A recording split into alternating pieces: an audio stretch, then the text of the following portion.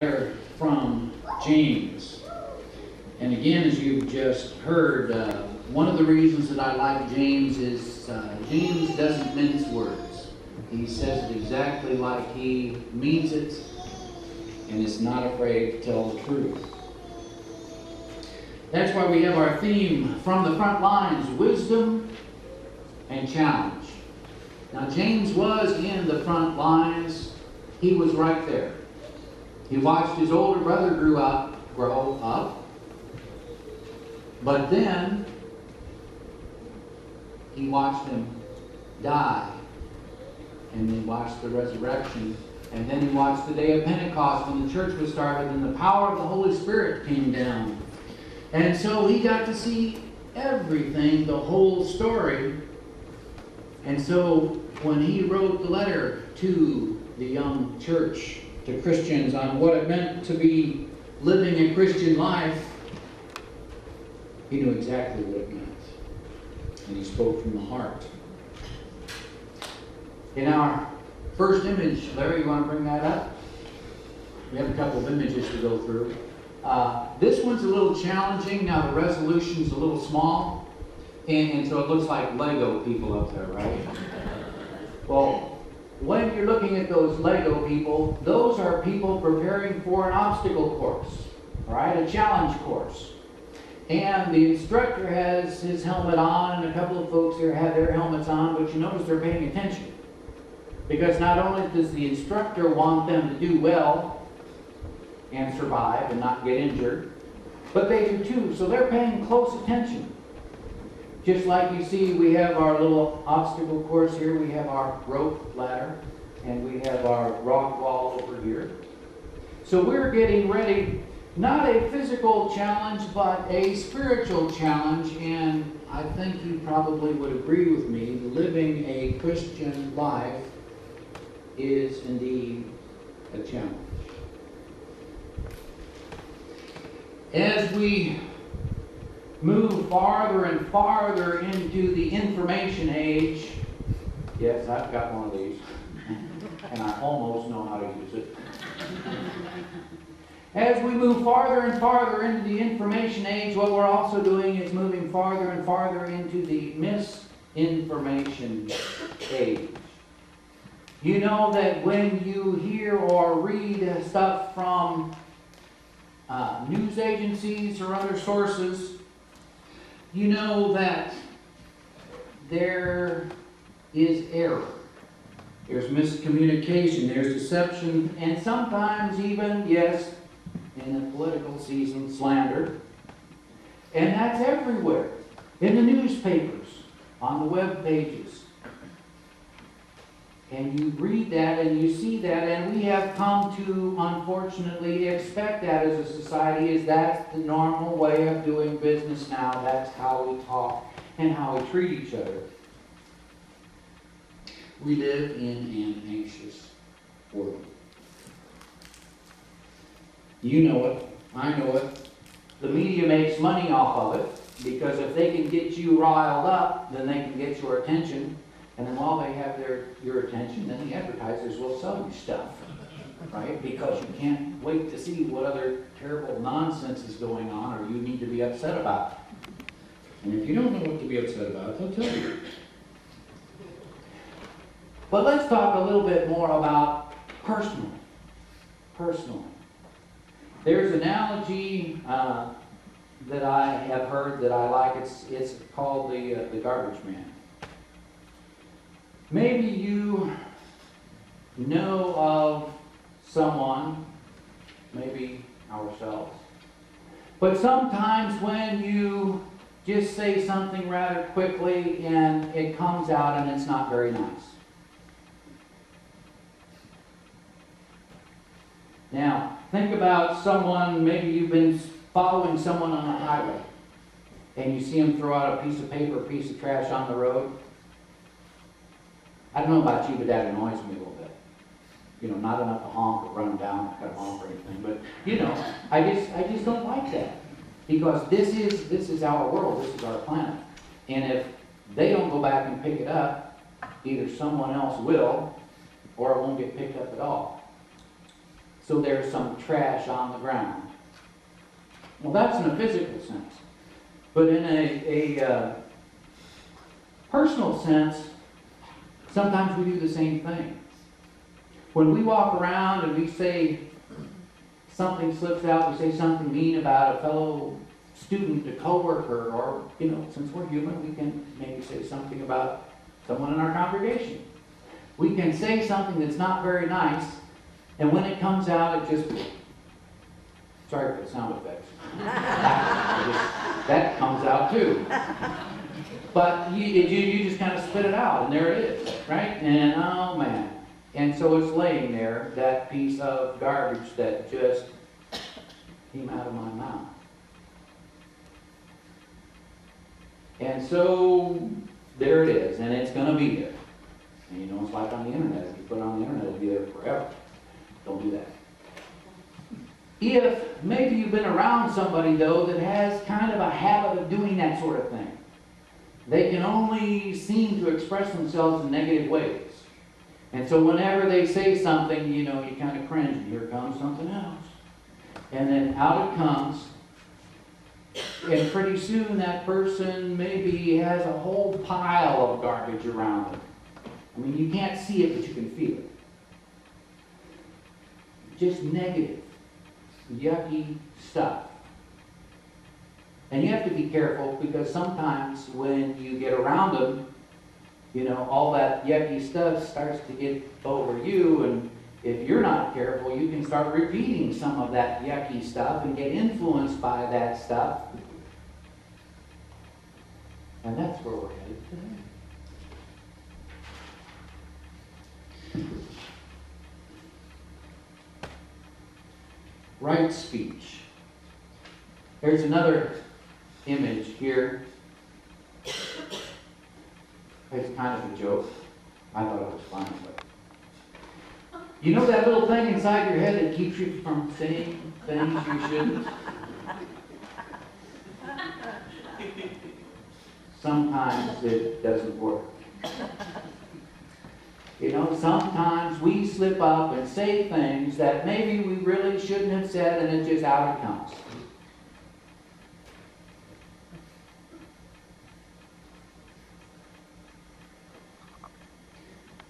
James, in an earlier chapter that we read a couple of weeks ago, said, "If anyone considers himself religious and yet does not keep a tight rein on their tongue, let me make sure I get this right. He deceives himself and his religion is worthless." I told you, James, point blank, right? If you don't keep a tight rein on your tongue, then you have to be careful, because your religion could be worthless. Your Christian example could, that would be gunshot. Shot in the foot. Okay? That is your religion. Religion that God our Father accepts as pure and faultless as this is to look after widows and orphans in their distress and keep one from being polluted by the world. And there's that pollution scene again, right? The garbage all around your feet. And so we look at the Gospel of Mark. In the Gospel of Mark is recorded a conversation with Jesus and the Pharisees. And if you remember, the Pharisees were experts at keeping themselves clean. There were all the rules that were passed down through the heritage, but then there were also ones they made up for themselves to keep them extra clean. To make sure that there were enough rules that pretty much only they could follow along, because there were so many. In fact, they love to say the things such as, I have done this, but you ought to see what so-and-so's done. Right? You remember that example in the Bible where the Pharisee was praying, "Thank God I'm not like that sinner." Right? I am better than that. And so the Pharisees were trying to trap Jesus again into saying something so that they could get the better of him. And so they were going through some of those rules, and some of those rules they made up that were never given to the original Hebrew people. But the ones they made up about what's clean and what's unclean, who's in and who's out. And so in the course of that conversation, Jesus repeats what the prophet Isaiah said hundreds and hundreds and hundreds of years prior, when he was talking about how the Israelites kind of wandered in their faith closer and farther. And at this point, this wasn't good, because in Isaiah they were about ready to be captured and exiled. And he said this people honors me with their lips, but their hearts are far from me. Their worship is empty. Yeah, we're doing what we're supposed to be doing. They say the right things. They say the Lord's Prayer when they're supposed to. They come to church 52 times a week, maybe even on Ash Wednesday. They're doing all those things, but their hearts are far from me. Their worship is worthless, because there's nothing in here. Nothing in here. So the argument they were making was that, you have to wash this certain way, and you have to do this, and you have to do that. But Jesus says you're missing the point. He says nothing outside of a person can enter and contaminate a person in God's sight. Rather, the things that come out of a person can contaminate that person. Well, sometimes the things that come out of a person, when you're spewing that ugly stuff, sometimes it gets on you, right? And you end up contaminating yourself by the garbage that you're spreading. And Jesus went on to list many things that contaminate us or have a potential to contaminate us. Adultery, greed, evil actions, etc. And one of those things he lists is insults. Insults. When you say something derogatory about another person, Jesus' words says insults can contaminate the one who's doing the insulting. All these evil things come from the inside and contaminate a person in God's sight. Those were Jesus' words in the Gospel of Mark. Now we have another image. You might have seen this. This is sort of one of those common sense things, but actually it has some pretty good biblical roots to it. Think before you speak. Did your mother ever tell you that? Yeah. Good mom. Good job. My mother used to tell us, if you can't say anything nice, don't say anything at all. Have you heard that one? Yeah. Here's a little chart to help us think about that. Before you speak, think. Is it true? Is it helpful? Is it inspiring? Is it necessary? Is it kind? These are the kinds of things I think that James would tell us. When you use your words, do you use them to build up, or do you use them to tear down? One of the writers that I've read said, there is no middle ground. Every word that comes out of your mouth either builds up or tears down. Everything you say is either going forwards or backwards. So we as Christians specifically are told to be very, very careful. We are to become wise as Christians. And becoming wise means learning how to think carefully and act virtuously in those complex situations where one's tempted to think simplistically and act recklessly. Now, we said something a little earlier about, especially in political senses, sometimes maybe it's just the K-State and KU rivalry, but you get wound up and you get angry and pretty soon stuff starts coming out of your mouth before it registers. One of my teachers said, make sure you put your brain in gear before your You know that one? Okay, yeah, before you open your mouth. You need to think about what you're saying. You know, some of our friends, even though they're dear friends, say some things that are sometimes embarrassing because they're in the heat of something. When you're thinking, part of your brain shuts off because you're angry or you're frightened or you're anxious and stuff, you just start to react. You don't think. Just out and out it comes. Think of the power of small things. We're talking about the power of the tongue. Think about the power of small things. You think of the power of a cancer cell. Tiny cell so small you can't see it, but yet you know the powerful damage that can do to a person's body, that cancer cell. Think of the atom. You think of the atom that's even smaller than that, and yet when it's combined in a certain way, you can make nuclear bombs out of that. There is power in small things. James tells us that there's all kinds of power in the tongue. He gives us some instructions that says, those who don't make mistakes with their words have reached full maturity.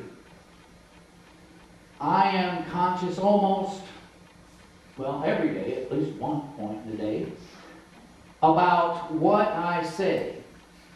I usually tend to say what I mean and mean what I say unless I'm joking around. But because I know the power of words. And yet sometimes something will slip out and I said, whoa, I wish I wouldn't have said that. Or, I wish I wouldn't have said it quite that way because it didn't sound like I meant it. Maturity, that's who Christians are called to be. We are called to lead by example. We are called to lead by example by what we say. James talks about the bridle of a horse. You know that little bit you put in a horse's mouth, you can tell that horse, if it's fairly well trained, and the rider is too, that you can make that horse go anywhere you want to. Those big horses, up to 2,000 pounds or bigger, you can make that horse go anywhere you want with just that little bridle in the mouth. You think of a ship and a rudder. You can take that whole ship and put it anywhere you want to by that little rudder that's in the back. The little things have the power to make the direction of where things go. He goes on to talk about the flame, the fire. Now, some of you probably know this. We had a really hot and dry summer. You think of a match, right? Just a little bitty match. We're put in the wrong place at the wrong time on that dry wheat field or dry forest, and one little match can set that forest ablaze, and you can have tens of thousands of acres going up in smoke from one little match.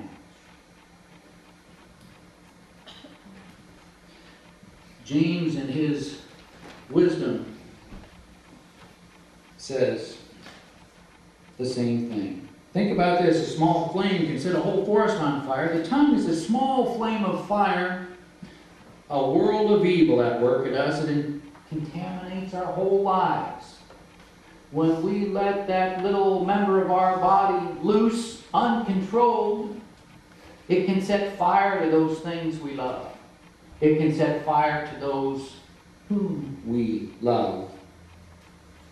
The tongue itself is set on fire by the flames of hell. Like I said, James doesn't mince words. No one can tame the tongue. And he ends this with an argument that's with the same mouth. You can't praise God and then say something nasty about your fellow classmate, choir member, co-worker, pastor. He said, my friends, this just can't be. You just can't use that same mouth to glorify God and then turn around and use it for something spiteful and mean. That is not the Christian way. That is not what we were intended to do. My brothers and sisters, it just shouldn't be this way.